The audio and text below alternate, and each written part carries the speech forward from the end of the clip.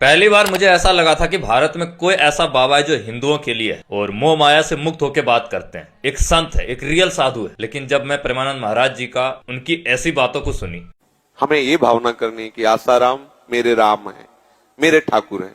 वो चाहे बाहर खेले चाहे ये भीतर खेले, वो चाहे माया का खेल खेले चाहे ब्रह्म का खेल खेले, मेरे लिए वो भगवान है।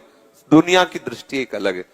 तो सच बताऊं तो मुझे सच में इस देश में बाबाओं के ऊपर से विश्वास उठ गया। इससे पहले आपने अनिरुद्ध आचार्य को देखा होगा आसाराम को बचाने के लिए बातें करते हुए। उससे पहले आपने धीरेन्द्र शास्त्री को देखा होगा। मुझे अब समझ में आता है कि इनकी जुबान तब क्यों नहीं खुलती है जब भारत में बेटियों के साथ रेप होता है। अभी उन्नाव रेप केस में कुलदीप सिंह सेंगर को बाहर निकाल रहे थे तो इन बाबाओं का मुंह नहीं खुला वहां पे। बिहार में 4 साल की बेटी का रेप हो गया, 4 साल की बच्ची का रेप हो गया तो इनका मुंह नहीं खुला वहां पे। हिमाचल में 19 साल की पल्लवी का रेप हो जाता है और मेंटली स्ट्रेस होकर डिस्टर्ब होकर वो मर जाती है, उनके ऊपर इनका मुंह नहीं खुला, जुबान नहीं। हिमाचल में एक बंदा जिसको चाइनीज बोल के जान से मार दिया जाता है तब इनके मुख नहीं खुलते। लेकिन जब आसाराम को बचाने की बात आती है तो ये सारे बाबा एक साथ हो जाते हैं और उनकी इमेज क्लियर करने लग जाते हैं। वो आसाराम जिसने एक 16 साल लड़की का रेप किया, जिसने ना जाने कितने बच्चियों का रेप किया होगा, कितने लोगों का क्या होगा, कितने पीड़िता को क्या होगा। उस टाइम सोशल मीडिया नहीं थी तो किसी को पता नहीं चला। लेकिन उसके बावजूद सीबीआई ने जांच करके 2 नाबालिग लड़का जिसको आश्रम में मार दिया गया और एक 16 साल की लड़की जिसका उसके द्वारा रेप किया गया, सीबीआई ने केस प्रूव कर दिया और उस बंदे को आसाराम को उम्र कैद हुआ। फिर भी ये बाबाएं उनको बचाने के लिए, उनकी इमेज क्लियर करने के लिए